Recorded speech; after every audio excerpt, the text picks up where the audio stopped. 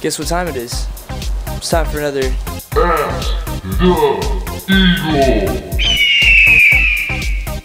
First question comes from a very good friend of mine on YouTube named Alex Georgie. Alex asks, if you could have one superpower, what would it be and why? I'm gonna go on this one with, I don't know, it's a toss-up between like flying and invincibility. I'll have to say invincibility though, because then I could be a beast. Like, you know how many jobs I could get? I could be like an all-in-one army. Like, I could like, you know, do secret missions and stuff. I could like jump out of a plane without a parachute. I could fight bears and stuff in the wild. I could stop out-of-control trains with my hand. I could get in like huge fights and never lose. What I'm talking about, I don't lose anyway. Instead of playing paintball, we could play actual guns. If I had a friend that was invincible, I'd be the best firefighter in the world. I could like run into a building while it was burning and not even have to like gear up and stuff. So that would be amazing. Well, there's a fly right there. It almost like ran right into the camera. Kirby For Ya asks, if there was a fire in your place and you had 60 seconds to grab one thing, what would you grab? This is actually super hard because I always have the mentality of like, man, if there was a fire and I could grab one thing, I could probably grab like 5 things at the same time. Just like boom, like cuddle that stuff right out the door or the window or whatever I was, you know, going out of. But since you asked for one, I'm gonna have to go with probably my, so hard. I'm also a photographer, so I could grab that stuff, which would actually be a good idea probably. Laptop, camera, guitar, gosh. I honestly really don't know. That's a really hard question for some reason. I'd probably grab my camera. I'm gonna go with camera right now. Yeah, we'll say camera, and then if it ever happens, if I switch it up, I'll let you know, okay? Hopefully it doesn't happen, okay? Ed Smith, 1993, asks, if you could take a year off and go traveling, where would it be and why? Israel, I think, would be such a cool place to go.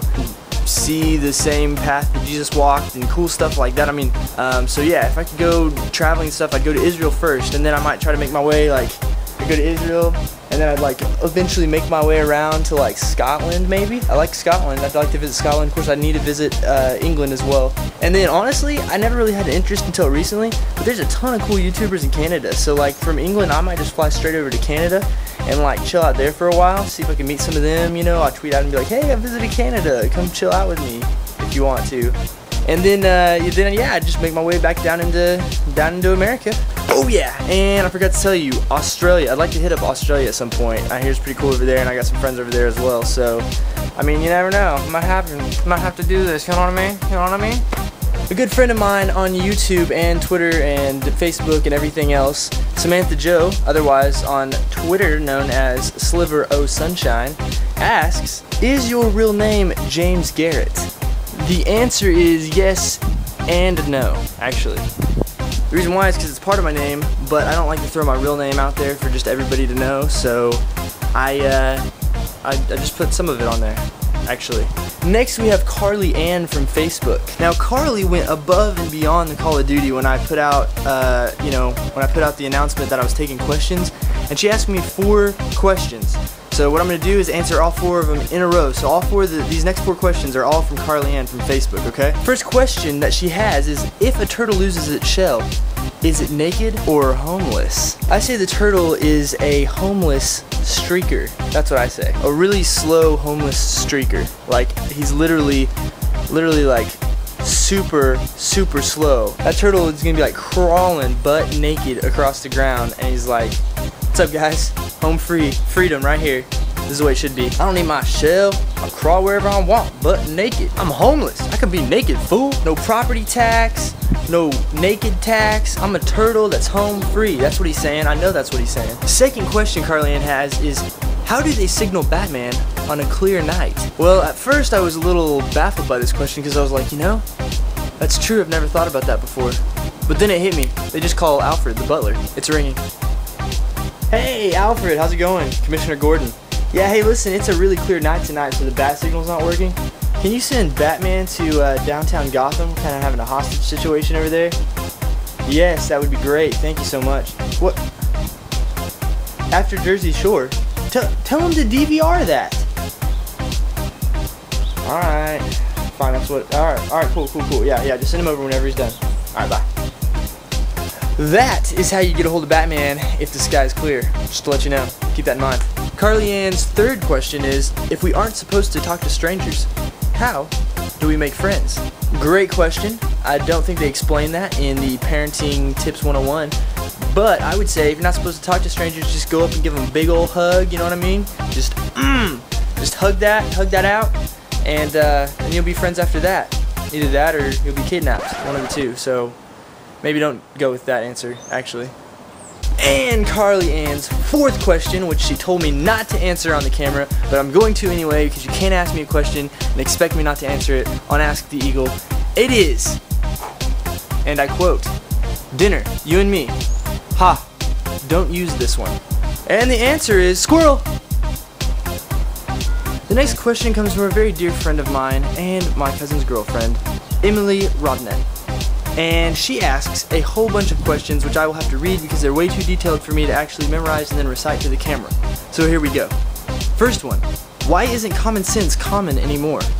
Simple answer is because people are stupid these days, unfortunately. Not everyone watching this is stupid. In fact, if you're watching this, you're smart. But there's a lot of crazy people out there. I'd say also the biggest reason that people don't have common sense is because they've been trained not to have common sense. I mean, let's think about it. You've got all your media outlets telling you to do this, and this, and everything that they're telling you to do basically is stupid. And then the basic common sense that we used to be ingrained with, like in our movies and our TV shows and stuff like that, it's just not there anymore. I mean, they're just doing crazy stuff. I mean, you got all sorts of things out there that I don't even want to mention right now. Second part of her question is, how will the digital native or millennial generations change our future? I would say that actually they're already starting to change our future. You've got like 8-year-old kids like whizzing around on electronics that adults have no clue how to even turn on. I mean, kids are growing up in these generations further and further along in the technology advancement of society. So basically, you're going to have a huge push. Like technology, every year technology is jumping by leaps and bounds, and eventually it's going to be month to month because these kids are going to be so smart, and these people from generations that are learning, they're just going to be jumping like huge hurdles at a time in technology. Okay, and the second part to your question is technology ruining communication skills or adding to them? And I would say technology is actually adding to communication skills because, one, you have to learn how to use your email, your Facebook, your Twitter, your blog site, your whatever. You've got to use that stuff to communicate a certain message to people, whether it's, a personal message, whether it's about you, whether it's anything like that. If you're sending an email, if you're sending a text message, I mean, you've got text messages going all over the place every day, multiple messages to the same people. It's helping our communication. At the same time, you're seeing a lack in professionalism. Man, I get a tweet every time I do a video and my phone goes off. Sorry. But you're seeing like a shift. I mean, professionalism back in the day, it was you write a letter, the letter was constructed this way. You start out with dear so and so, and then you have your body of your letter, and then you end it off and blah blah blah. Now an email's like, hey, what up, dog? Just want to let you know that the new shipment came in. Peace. So I'd say it's helping our communication because it's actually expanding our means of communication. At the same time, it's hindering our professionalism and structure of our communication. So it's kind of a give and take. It's kind of back and forth. Okay, and the last part of Emily's question is, does the fluoride in our water supply really help control the masses, aka keeps us from repeating the 60s/70s? The only thing that I really know about the fluoride in our water is it actually helps your teeth. Yeah. Cody Garrett Raymond from Facebook asks, favorite TV show? Well, I don't really know if you're talking about currently or if you're talking about of all time, but I will tell you this, of all time, my favorite TV show was Lost. Lost is like the best TV show ever. And actually The Office was another huge one of mine. I love The Office. Gotta love The Office. Love The Office. And last question of the day comes from Charity, or it's CJD on Twitter. Her question is, if you had to name your first child right now, what would you name it? That really depends on whether it's a boy or a girl. If it's a boy, I'm gonna have to go with Peter. I don't know. Peter? Paul? Honesius? As for a girl, I really actually do like the name Grace. That's a good name. and there's a whole bunch of other ones out there that I'm sure I'm not thinking of right now. So I think I'll cross that bridge when 1, I find a wife, and 2, I have a kid. And probably need to talk it over with my wife too. She'd probably appreciate that. Probably. I mean, maybe she'll be like, yeah, you can go ahead and name all of our kids, but I honestly seriously doubt that. Nor would I want to name all my kids by myself. I feel like it's a group effort. Yes, it's a group effort. It makes things so much better, and it brings people closer together.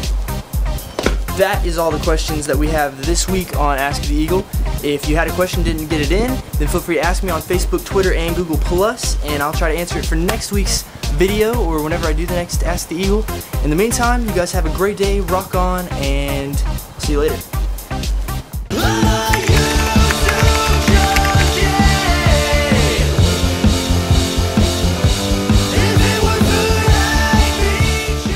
That's how you signal Batman whenever the sky's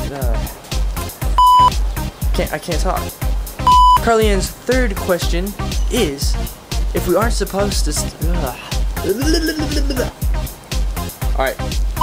I mean, think about it. When you get a text message, I could stop like Ed Smith 1993 asked, oh my gosh, I'm getting emails out the wazoo here.